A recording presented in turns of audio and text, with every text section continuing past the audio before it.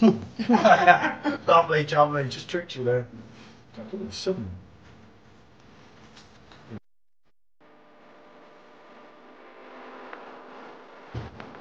That's got to be reviewed, especially on the private car phone.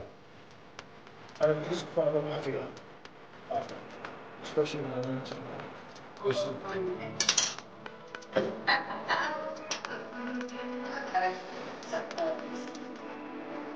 oh, Jesus.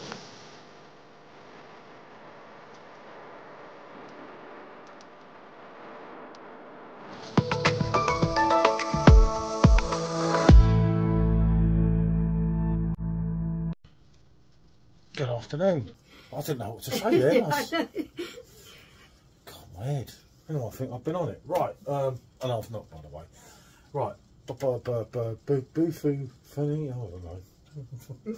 I don't know. Right, it's a Belgian beer. It's a Belgian blonde. It's coming in at a staggering 9% ABV.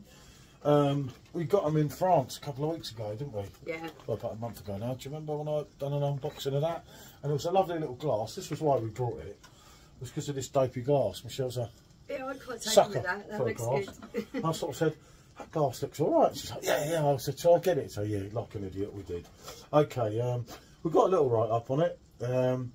Whatever it's called is a strong triple golden yellow beer brewed in Belgium, which you could kind of tell. Its fermentation with the bottle guarantees its quality and ensures a fine and generous foam. They normally do, don't they? The yeast still present in the bottle give its typical haze to this very aromatic beer. Yeah. Ah, learning. Yeah, you are. See. Its alcohol content gives it body and makes it delicious. A delicious beer of exception. Sounds like rocket fuel to me. At 9% it might well be. 100% Belgian triple, powerful, rich and balanced. So many reasons to enjoy it. So, yeah, just for the write-up. It's a nice little pack. It looks catchy. I mean, yeah, reading the name of it's a little bit difficult with all the...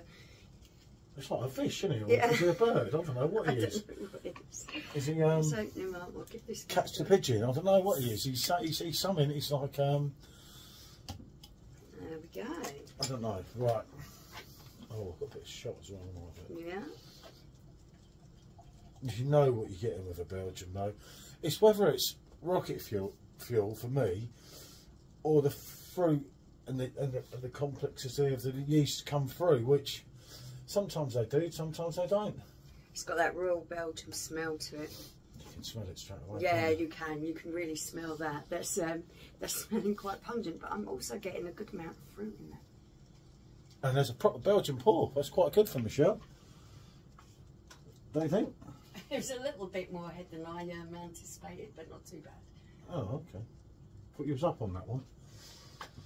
I'm almost there if you look at the back of the glass. Yeah, that's what I mean. It's 25 CL glass. She's on the 25 point of pouring. A 33 CL bottle would be your top, but it's not quite like that with Belgian beers. Right, well, okay, so this has got a nice golden colour. It's looking quite fine on carbonation, but as you can see, it's got a nice foamy head. Because whatever it is, I've got it wrong. Someone's going to pick up on it and take the pee out of me. I really don't know. It is like a little bird. The blue thing is like a little bird. The red things are... It's not Dastardly and Muttley, is it? No, they're not anything I've seen before. I don't know. What can I say? What can I say? It's another beer review. It's very close to Christmas. See if we can get you see the decorations in here? Got the tree. That's kind of one, isn't it? We've got the fairy lights all year round, so we're doing all right anyway. Yeah, it's Christmassy, isn't it? It's Christmassy enough. Right. So you couldn't call it with this. There's some lovely Belgian beers, but some of them I do feel they're just like, oh. Yeah, you have got that Belgian kind of smell to it. The blonde beer, Belgian. That kind of aroma. You get a lot with the yeast, didn't you? But I'm also picking up on some almond or marzipan in there. God, I don't like almond or marzipan. To me, yeah. your standard Belgium, which I can't really.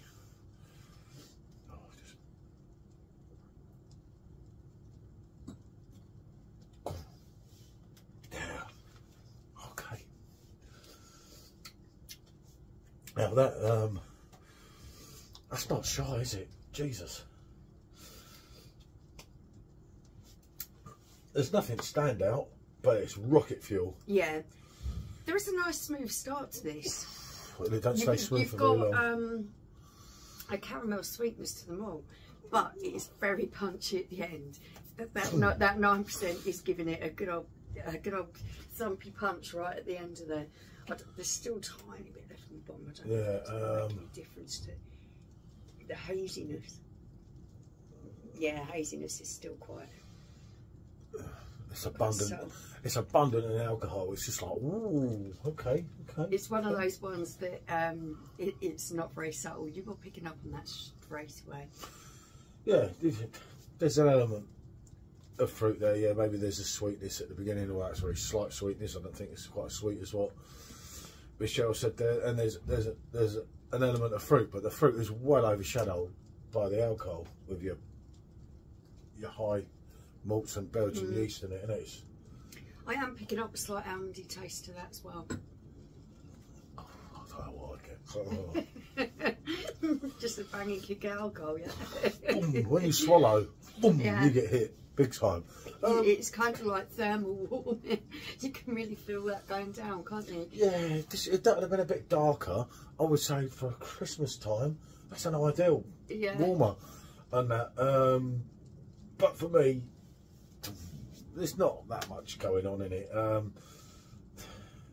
Apart from the alcohol, boom, there's no depth to it. There's nothing to pick out that's great, you know. Yeah, the complexity of taste it's lacking. You hope for from these style of beers is a little bit lacking in this. It sort of punches you with the alcohol, and everything else is so subtle it can't keep up. It can't. It's just like. Oh, I can't recommend this, I don't think. Oh, don't worry, you can have the other bottle. I'm good to you. I thought you might say that. Oh, again, you're just getting a hit. Really bad. Really bad to the extent that it's just as you're swallowing quicker on the third time, you're literally getting nothing else but boom. It does kind of override any flavours. I mean, we've had other ones that have been almost as strong as this, but the flavours are predominant enough that it's carried through. Your triple Carmack, your what do you call it, with a funny glass, with a horn glass. One of my favourite Belgian beers. The corn, yeah. That's not a patch on any of them, and let's be honest, you couldn't recommend that. Well, you could to an Arsenal fan or Gooner or something. But to anyone else, it's one of those ones. If you just want that pure alcohol hit and you're not looking for a lot else, you're going to be okay with this. It's going to give you a bit of a kick anyway. You ain't getting a lot else out of it, in all due honesty. Without, you know, it's each to their own. And some might say it's full of fruit flavour. I'm not getting it on that one.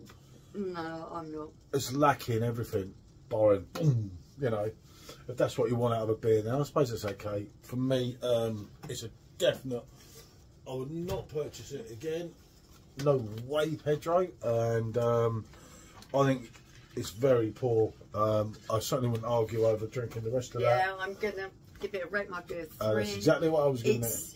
It's just lacking in flavour. Oh, I'm still trying to burp now out of it. It is. It's just lacking I only had flavour. 3 little sips, and I haven't been drinking at all. No, I haven't had any beer for a couple of days now. So. Yep, and I just thought it's a nice one, you know, to start on, because you've got a clean palate, and we're going to do some different reviews, which is quite good, because at least the next review I do, I know it's not going to be as bad as that. So there we go. Well, I hope, nice glass, nice looking bottle, show me about the beer. Yeah, seriously, don't bother for the glass. It's really not worth it. Right, thanks for watching. Bonjour.